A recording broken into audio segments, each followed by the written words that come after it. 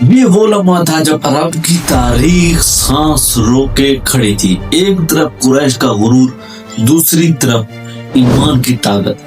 خندق کے کنارے تلواریں چمک رہی تھی اور زمین فیصلہ سنانے کو تیار تھی.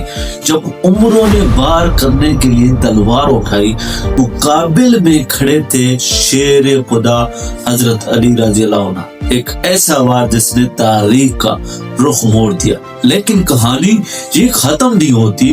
خالد بن ولید کی چال، ابو سفیان کے بے بسی، اور پھر وہ رات جب آندھی خدا کا لشکر بن کر آئی. آخر کیا ہوا؟ خندق کے اس موقع میں کیسے ٹوٹا قریش کا غرور اور کیسے مدد آئی آسمانوں سے؟ آج کی اس ویڈیو ایپیسوڈ نمبر 21 میں ہم لے کر آئے ہیں غزوہ خندق کے وہ حیران کن اور ایمان افروز لمحات جو آپ کے دل کو ہلا کر رکھ دیں گے. ویڈیو کو آخر تک ضرور دیکھیے کیونکہ یہ صرف ایک جنگ کی داستان نہیں، یہ ایمان، صبر اور اللہ کی مدد کی زندہ مثال ہے. یہ وہ لمحہ تھا جب مدد کی دلی سانس ہوئی. ایک طرف قریش کا غرور، دوسری طرف ایمان کی طاقت.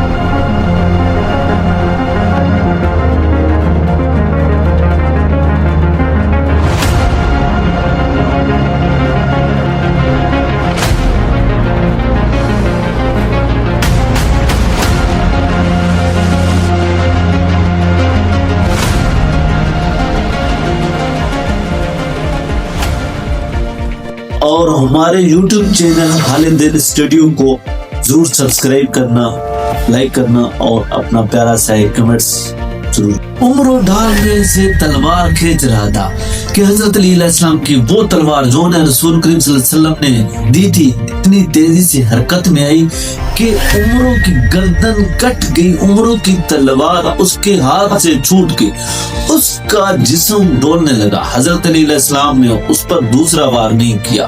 انہوں نے دیکھ لیا تھا کہ یہ وار کافی ہے. عمروں کی ٹانگیں دوہری ہوئی، اس کے گھٹنے زمین پر لگے اور وہ لڑک گیا. رب کی مٹی اس کا خون چوسنے لگی.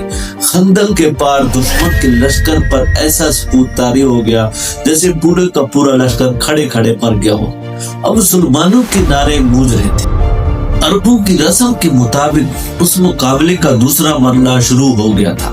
مسلمانوں کے ایک جیش نے مکرمہ اور اس کے باقی سواروں پر حملہ کر دیا تھا. قریش کے ان سواروں کے لیے بھاگ نکلنے کے سوا اور کوئی چارہ نہیں تھا.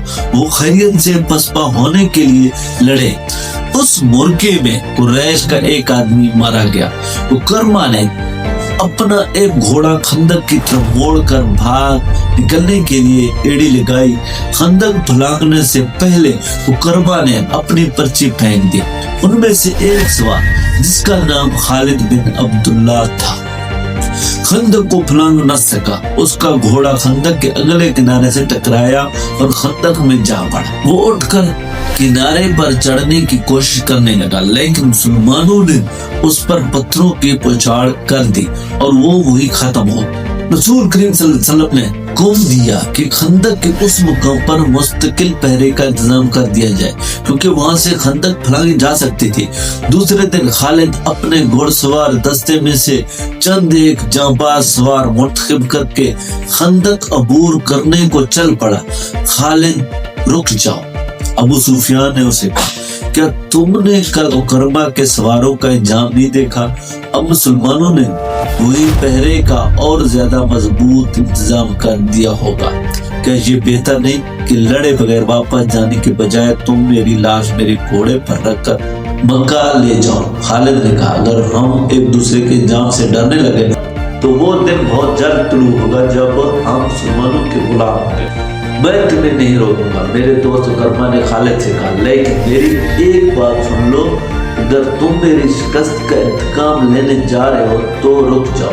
جو قریش کی عظمت عزیز ہے تو ضرور جاؤ. آج مدینہ کی طرف جاتے ہوئے خالد کو وہ لمحے یاد آ رہے تھے.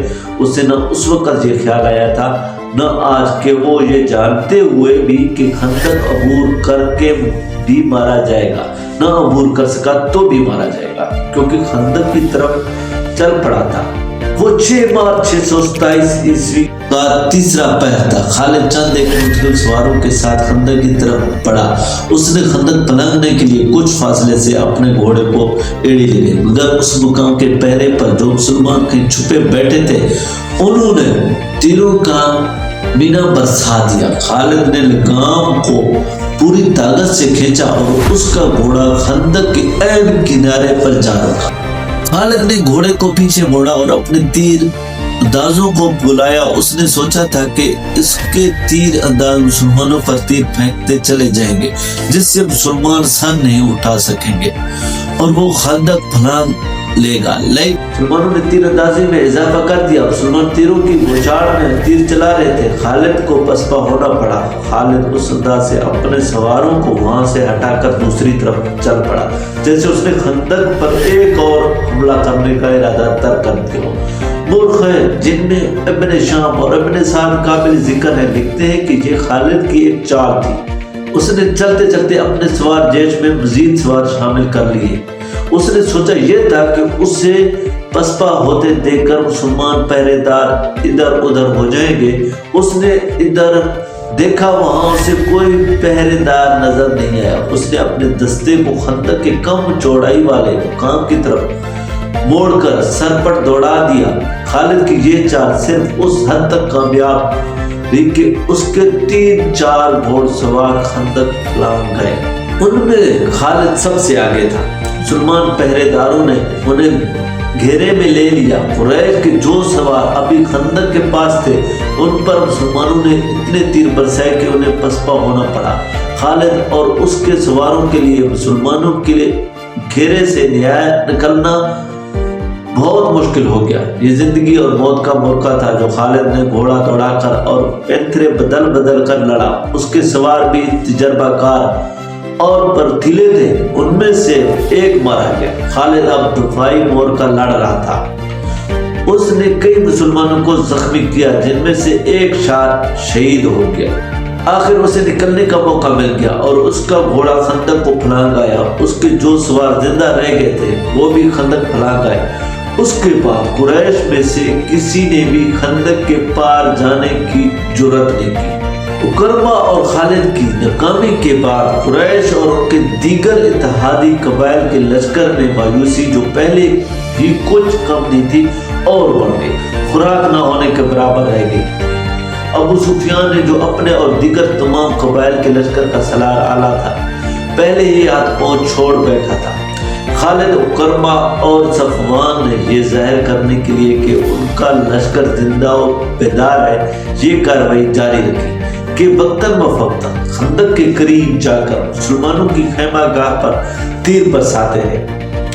اس کے جواب میں مسلمانوں نے تیر اندازوں کو خندق کے قریب پھیلا دیا جو اہل قریش کے تیر اندازوں پر جوابی تیر اندازی کرتے رہے۔ تیروں کے تبادلے کا یہ سلسلہ صرف ایک دن صبح سے شام تک چلا۔ اہل قریش، غطفان اور دیگر قبائل جس محمد صلی اللہ علیہ وسلم کو شکست دینے آئے تھے وہ محمد صلی اللہ علیہ وسلم کسی ملک کے بادشاہ نہیں تھے، وہ خدا کے رسول صلی اللہ علیہ وسلم تھے۔ خدا نے انہیں ایک عظیم پیغام دے کر رسالت عطا کی تھی۔ آپ صلی اللہ علیہ وسلم نے خدا سے مدد مانگی تھی۔ خدا اپنے رسول صلی اللہ علیہ وسلم کو کیسے مایوس کرتا؟ اس کے علاوہ مدینہ کے اندر مسلمانوں کی عورتیں اور بچے دن رات اپنی کامیابی اور نجات کی دعائیں مانگتے رہتے تھے۔ یہ دعائیں رائے گاہ کیسے جاتی؟ 18 مارچ 627 عیسوی روز منگل مدینہ کی فضا خاموش ہو گئی۔ سردی خاصی تھی، ہوا بند ہو گئی، موسم خوشگوار ہو گیا، لیکن یہ طوفان سے پہلے کی خاموشی تھی۔ اچانک آندھی آ گئی جو اس قدر تیز و تند تھی کہ خیمے اڑنے لگے۔ جکھڑ بڑے ہی سرد تھے۔ آندھی کی تندی اور اس کی چیخوں سے گھوڑے اور اونٹ بھی گھبرا گئے اور رسیاں توڑوانے لگے۔ مسلمانوں کی اجتماع کا صلح کی پہاڑی کی اوٹ میں تھی، اس لیے آندھی انہیں اتنا پریشان نہیں کر رہی تھی جتنا مکہ کے لشکر کو قریش کے کھلے میدان میں تھے۔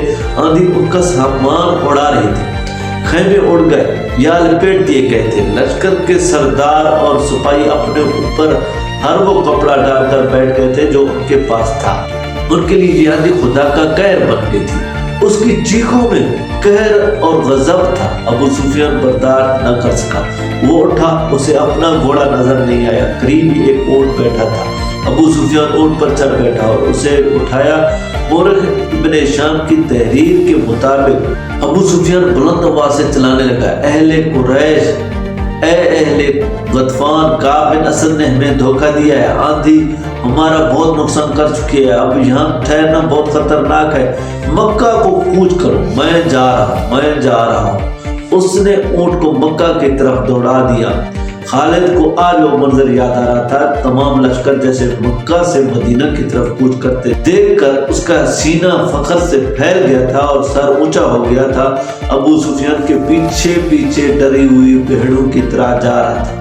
خالد اور عمر بن العاص نے اپنے طور پر سوچا تھا کہ ہو سکتا ہے مسلمان عقب سے حملہ کر دیں، چنانچہ انہوں نے اپنے سوار دستوں کو اپنے قابو میں رکھ کر لشکر کے عقاب میں رکھا تھا۔ دوستو، نیکسٹ ویڈیو ایپیسوڈ نمبر 22 دیکھنے کے لیے ہماری یوٹیوب چینل حالب اسٹڈی کو ضرور سبسکرائب کریں اور پیارا سا لائک ضرور کر دیجیے گا، کمنٹس کر دیجیے گا۔ شکریہ، سبسکرائب ناؤ۔